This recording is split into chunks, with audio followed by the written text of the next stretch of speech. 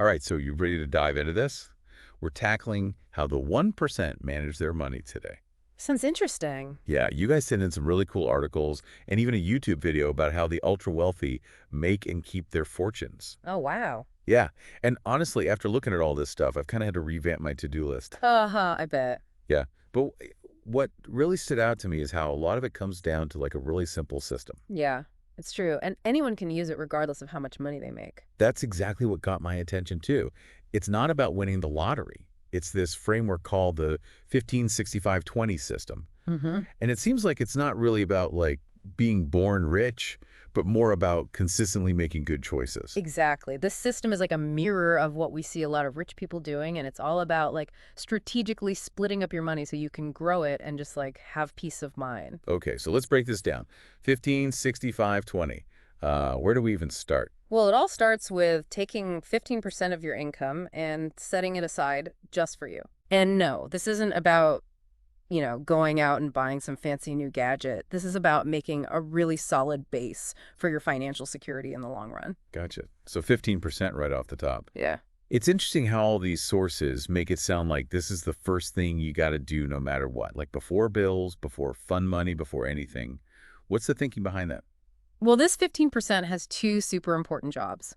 First is building a strong emergency fund. Oh, Think of it like a safety net when those surprise life things happen, like unexpected car repairs or medical bills that come out of nowhere, that kind of thing. oh man, tell me about it. Just last month, my water heater like totally died, and it was not cheap to get a new one. Right. Having an emergency fund would have made that whole thing so much less stressful. Yeah, exactly. It's about having that cushion so when life throws you a curveball, you're not freaking out. Yeah. Try to have about 3 to 6 months worth of essential expenses saved. It's like sleeping better at night, but for your finances. Okay, that's part one of the 15%. What about the second part? Is this where you get to buy that yacht? Not quite. This part's all about using the power of compound interest. Einstein called it the eighth wonder of the world. Whoa. And this is where you start making that 15% work for you. Okay, well, Einstein definitely knew a thing or two about powerful forces, so I'm all ears. But honestly, compound interest sometimes feels kind of abstract. How do we like make it more real? Well, the YouTube video we got actually explains it with this really clear example. It looks at two people, Janet and Mike. Janet starts investing $10,000 every year at age 30 and earns a steady 6% return, which is pretty normal for long-term growth in the market, and she doesn't touch that money for 20 years. By the time she's 50, her initial investment has grown to over $320,000. Wow. Okay, I'm with you so far. So where does Mike fit into this? So Mike waits till he's 40 to start investing. He puts in $20,000 every year for 10 years, also at a 6% return. And by 50, he's got a little under $280,000. Okay. But the interesting thing is he actually put in twice as much as Janet overall, but ends up with less. Wait, so he put in double the money but ended up with less? That's crazy. It is, and that's how powerful time is. That's what's working in Janet's favor. The sooner you start, the more time your money has to grow. Earning interest on top of interest. It's not just about how much you put in, but when you start putting it in. Wow, you've totally sold me. Compound interest is my new best friend. But let's be real, where does someone who's just starting out even begin with this 15%? It could be super overwhelming. The sources actually have some really good starting points, and I was surprised how easy they are to do. One of the simplest is your workplace retirement plan, especially if your company matches your contributions. Matching contributions, is that like free money? Tell me more. Pretty much. Let's say you make $50,000 a year, and your company matches 5% of what you put in. If you contribute $2,500, they'll add another $2,500 to your retirement account, so you're doubling your investment right away. Yeah, okay, that's a no-brainer. What if your company doesn't do that matching thing, or you want to explore other options? Then these tax-advantaged accounts like Roth IRAs in the US or stocks and shares ISAs in the UK are a great next step. These let your investments grow without being taxed, so you can really see that compounding effect in action. So it grows tax-free. I like the sound of that. But I got to be honest, investing kind of scares me. Any advice for someone who wants to keep things simple? Definitely. One of the sources recommended passive index funds. They actually called it the lazy person's path to wealth. And I gotta say, it got my attention. They basically follow how the whole stock market is doing, spreading your investment across like hundreds of companies so you're automatically diversified. Lazy person's path to wealth. Okay, that definitely caught my attention. I can get behind that. So we've covered that 15%, the foundation of this whole system. Now what happens to the other 85% of our income? That other 85% is where the 65/20 part comes in. It's all about managing your spending in a smart way and, maybe having some fun along the way. Look, I got to admit, the managing expenses part makes me a little nervous. There's just so much tempting stuff out there trying to get us to spend our money. I hear you. It's really easy to fall into that trap of lifestyle inflation. Like the more money we make, the more we tend to spend. But the 65% is about setting those boundaries, making sure your everyday spending matches up with those bigger financial goals you have. So how do we even start with that? Are there certain areas these sources focus on? Absolutely. Housing is a big one. One of the articles actually pointed out that it usually takes up the biggest chunk of our budget, like close to 19% on average. Wow, that's a big chunk. These sources got to have some tips on keeping those costs down right. They do, and some of them might surprise you. One idea is this 25% rule. Okay. Basically, you try to keep all your housing costs, like rent or mortgage payments, under 25% of your take-home pay. Isn't that kind of low, though? Like, what if you could qualify for a bigger mortgage? That's where it gets interesting. Even if you could technically afford a pricier place, sticking to that 25% guideline frees up more of your money for other things. Like what? Like investing more of that 15% we talked about, or enjoying that 20% guilt-free spending. Huh. Oh, that's true. It's about making choices that help you in the long run, not just getting like a fancy apartment or house just because you can. What about other big spending areas? I'm guessing transportation's up there too. You got it. Transportation usually eats up another 14% of our spending, and this is where we can learn from the 1%. The articles talk about how they really think about the total cost of things when making choices about transportation, not just the price tag. Like Hmm. they think about maintenance, insurance, gas mileage, the whole picture. Yeah, that makes a lot of sense. It's not just about what kind of car you can buy, but what you can actually afford to keep it running. I never thought of it that way before. Exactly. And that's where things can get kind of creative. Could you walk or bike more? What about public transport? Maybe even carpooling with a friend or someone from work. Little things like that can add up to big savings over time. I used to bike to work a few years ago before I moved further away, and I loved it. I had saved a bunch on gas and parking, got some exercise, and I didn't even feel as stressed in the mornings. Maybe it's time to get that bike out again and give it a shot. See, it's about finding things that fit your life and that you actually enjoy, not just being super cheap all the time, just because. And honestly, that's a big takeaway here. Just being aware is the first step to taking control. The more you know about how you're spending your money, the better you can adjust things and use your money for the things that actually matter to you. I like that.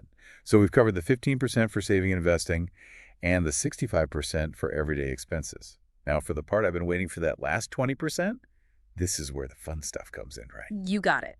This 20% is all about designing a life that makes you happy and keeps you feeling good.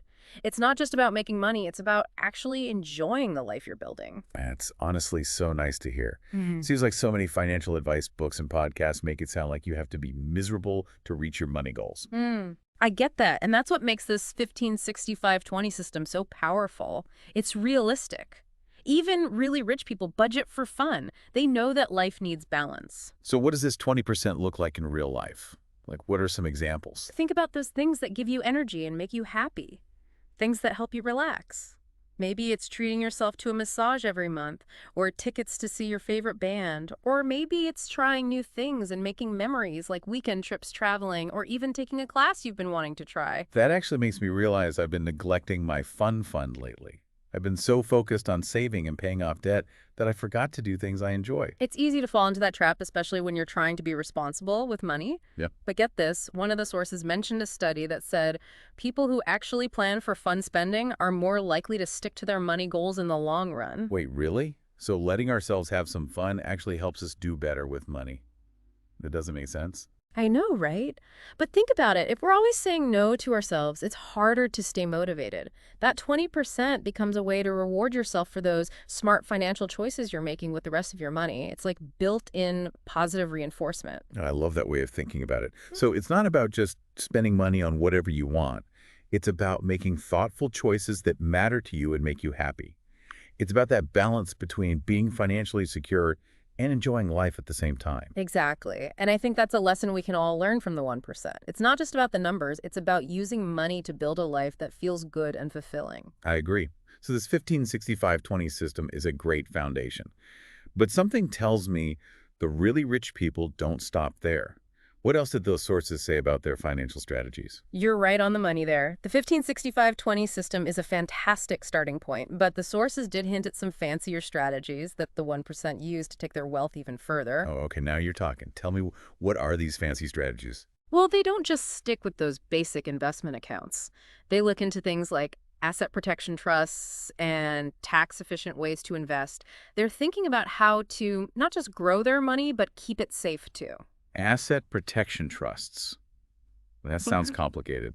What are those exactly? They're basically like legal shields to protect your stuff from things like lawsuits or people you owe money to. Imagine them like a fortress around your money. Okay, so it's not just about making more money, it's about making sure you don't lose what you already have. Exactly. And when it comes to taxes, they don't just accept whatever their accountant tells them. They're actively looking for ways to legally pay less in taxes, so they can keep more of their hard-earned money. Okay, so they're being strategic about protecting their money and making sure it lasts.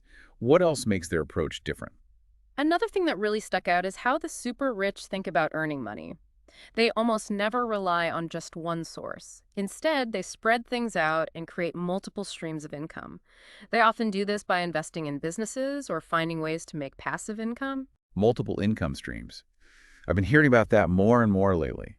What's that like in real life? Think about things like real estate or getting dividends from stocks or royalties from creative work or even owning a piece of a business. These are all ways to make money that don't just involve working for a paycheck. Oh, I'm starting to see why it's appealing. It's like having multiple safety nets. Right, and they don't stop there. They also make sure to plan for what happens after they're gone and how to pass their wealth down to their kids. Wow, this is next level stuff. We could probably do a whole deep dive just on these advanced strategies. Totally. There's so much to learn there. But for now, let's come back to that foundation, the 15-65-20 system.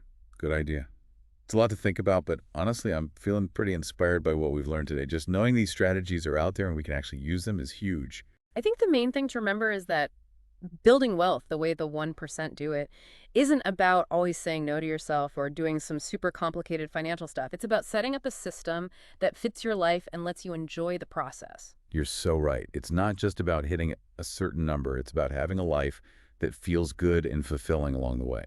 Yeah, and what's cool about this 15-65-20 system is you can adjust it as you go. You can change it up depending on what you want and what's going on in your life. Like maybe you really want to retire early and want to bump that 15% savings up, or maybe you're all about travel and experiences and want to put more towards that 20% fun category. It's all about finding what works best for you. I love that about this framework. It's not a one-size-fits-all thing. It's about taking control of your finances and doing what you want. For sure. And remember, even small changes can make a big difference over time. So true. So true. Speaking of small changes, any last thoughts for our listeners on where to start actually using all this stuff? Well, this whole system is about making sure you're financially secure, but also enjoying life. So what's one small change you can make today that aligns your money with your values and goals? Maybe it's starting that emergency fund or upping your retirement contributions or even just setting aside some money for something fun that you can spend guilt-free. Every little step, no matter how small, gets you closer to being financially well. That's such a good question to think about. I'm already thinking about some changes I want to make.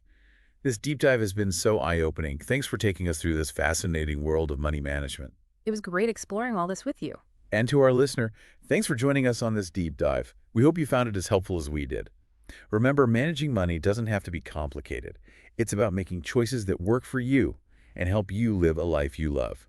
Until next time, keep those brains buzzing and those wallets happy.